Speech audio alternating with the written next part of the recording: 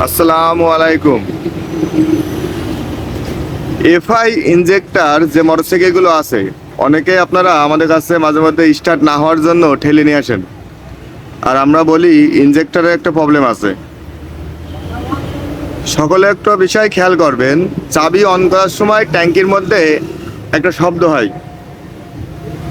যখনই ট্যাঙ্কির মধ্যে এই শব্দটা হবে সেই সময় আপনাদের গাড়ি স্টার্ট হবে। আর যখন মোটরসাইকেলের চাবি অন করার সময় এই শব্দটা আর হবে না, তখন বুঝবেন আপনাদের মোটরসাইকেলের এই ট্যাঙ্কির ভিতরে এই যে ইনজেক্টরটা আছে, এটা মূলত ইনজেক্টর বলে। এই ইনজেক্টরের ভিতরের সাইডে একটা করে মোটর থাকে। চাবি অফ কর।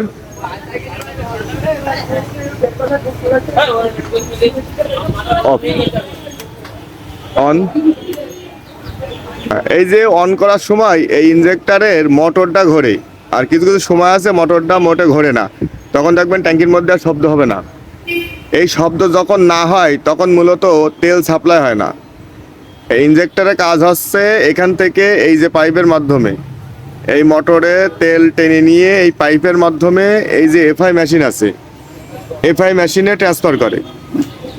যখন এই মোটর না চলে বা বন্ধ হয়ে থাকে কোনো কারণে, তখন মূলত এই তেল সাপ্লাই হয় না। তার কারণে সেই সময় আর হচ্ছে গাড়ি স্টার্ট হয় না, কারণ তেল না গেলে তো মোটরসাইকেল স্টার্ট হওয়া পসিবল না।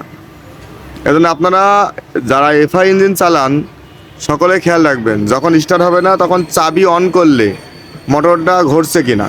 যদি মোটর না ঘোরে তাহলে অবশ্যই সেটার একটা প্রবলেম, আমাদের কোনো টেকনিক্যাল শপে এসে কাজ করে নিয়ে যাবেন। এবং আশা করি আপনাদের সকলের এই এফআই গাড়ির স্টার্টের প্রবলেম ক্ষেত্রে কিছুটা উপকারে আসবে কথাগুলো। আল্লাহ হাফেজ।